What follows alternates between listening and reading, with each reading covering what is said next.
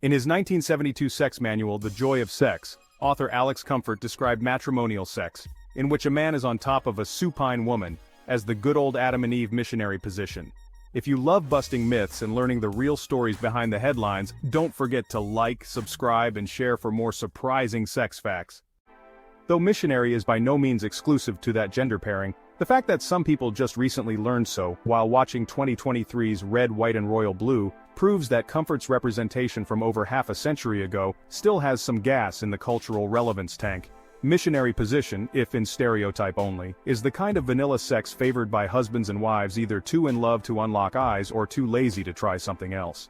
It's chaste enough to have made the final cut of a Marvel movie and so strongly associated with baby making, sans scientific evidence mind you, that even the medieval Catholic Church gave it a gold stamp. With that perception in mind, you can see how the position, in all its Adam and Eve glory, ended up with a religious nickname, but that's not how it happened. In fact, missionaries were mostly involved in this christening by mistake. The way squares peg round holes. Many a modern reader could glance at some data sets from Alfred Kinsey's 1948 book, Sexual Behavior in the Human Male, or its 1953 follow-up, Sexual Behavior in the Human Female, and spot flaws in the research. For example, nearly all the survey participants were white.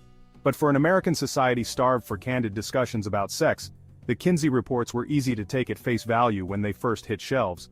Both volumes achieved something not many statistical studies ever aspire to, let alone accomplish. They became bestsellers. Even as researchers turned a critic's eye on Kinsey's work during the back half of the 20th century, certain details escaped further interrogation. One of them was the origin of the phrase missionary position. In Sexual Behavior in the Human Male, to illustrate that the missionary position, or the English-American position, was far from global, Kinsey referenced anthropologist Bronislaw Malinowski's 1929 text about the indigenous communities of Papua New Guinea's Trobriand Islands. Malinowski, Kinsey wrote, notes that caricatures of the English-American position are performed around the communal campfires to the great amusement of the natives who refer to the position as the missionary position. The implication was that the indigenous islanders had learned this ridiculous copulation formation from Christian missionaries. By the time English speakers embraced the term missionary position in full force during the sexual revolution, some had also begun to scorn the thing itself.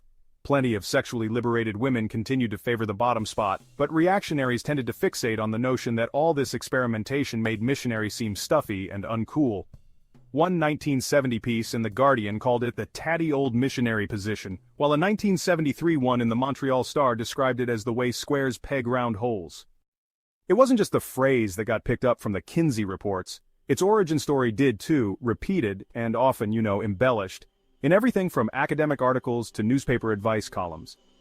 In a 1976 edition of the Ottawa Citizen, for example, advisor Dr. Aaron Rutledge asserted that missionary was taught to Pacific Islanders and African tribespeople as the one religiously approved approach to husband-wife sexuality. But even if the good doctor hadn't botched Kinsey's account, he still would have accidentally been spreading misinformation, because Kinsey's account wasn't accurate in the first place. Sketchy and flabby movements. Around the early 2000s, anthropologist and missiologist Robert J. Priest did something that countless scholars before him apparently hadn't troubled to do. He read Malinowski's 1929 book to locate the original reference to missionary position. Curiously, not once does that exact term appear in the text. What Priest did find, which he laid out in a 2001 paper published in Current Anthropology, were other elements of Kinsey's anecdote. At one point, Malinowski chronicled the Trobriand people convening under a full moon, not around campfires, as Kinsey said, to play games and sing songs that sometimes involved sexual jokes. At another point, while outlining the islanders' customary sex positions, Malinowski mentioned that they despise the European position and consider it unpractical and improper. He wasn't talking about all arrangements wherein a woman is lying on her back, many of which were popular in the community, but specifically the one where the man subjects her to his whole body weight. In their words, per Malinowski, he presses her heavily downwards, she cannot respond. Altogether, the natives are certain that white men do not know how to carry out intercourse effectively, he wrote. They did, as Kinsey alluded to, enjoy caricaturing what Malinowski described as the sketchy and flabby movements and the brevity and lack of vigor of the European performance. Though they reportedly learned those ways from white traders, planters, or officials, Malinowski did mention missionaries in a later section about public displays of affection like holding hands, leaning against each other, and embracing.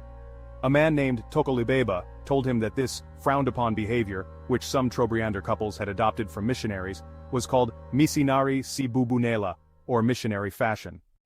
In short, it seems that Kinsey may have conflated several true stories into one succinct and honestly specious one.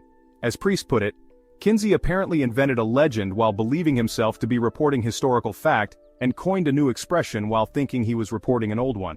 It's a mark of Kinsey's influence that the expression's origin went more or less unquestioned for so long, and also an indicator that most people thinking about sex probably aren't too hung up on how any given position got its name.